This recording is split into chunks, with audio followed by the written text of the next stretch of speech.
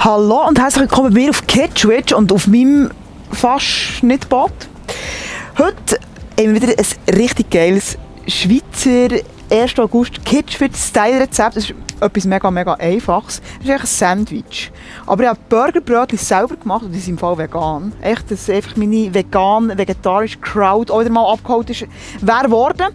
Und es gibt heute aber wirklich ein relativ spezielles Rezept. Und jetzt, für das muss ich jetzt erst mal die Burgerbrötchen aufschneiden. Und ich finde, sie sind hure geil, für dass ich keinen Plan habe von Veganismus. So. Voilà! Und jetzt habe ich eine relativ spezielle Sauce gemacht. Nämlich, das ist eigentlich nichts anderes als Herdöpfel, Mayonnaise und Senf und schnittlich. Und das kommt jetzt hier auf das Burgerbrötchen drauf. Weil wir machen nämlich eine richtige Schweizer klassische Sache hier. Voilà. Da hier wunderbar drauf streichen. Carbs ohne Ende, aber ist egal.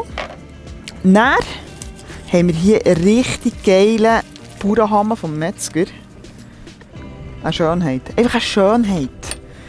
Und wenn ihr nicht zum Metzger wollt gehen oder es nicht einfach, ja, wenn ihr gleich ein Sandwich machen wollt, könnt ihr es im Fall einfach auch mit Hinterschinken machen.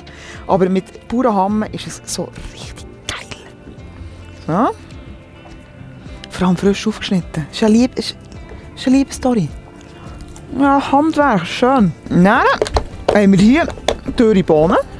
Gehört einfach zum Bauernhammer und Herdöpfelstock dazu. Tun wir auch ein bisschen drauf. Nicht allzu viel. Voilà. Eine Scheibe Emmentaler. Man darf natürlich auch sehr gerne frischen nehmen, aber jetzt halt einfach hier den Plastikkäse.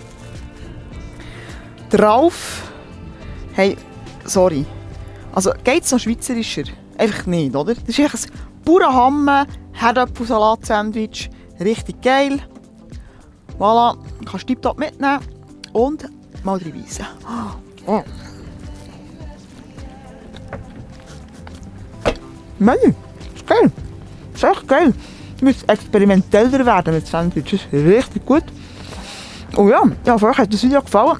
Ein bisschen kurzes, aber effektiv. Und wahnsinnig gut. Nachmachen. Und ich würde mich freuen über ein Follow, über einen Daumen auf und chillen jetzt hier noch einmal. Fressen.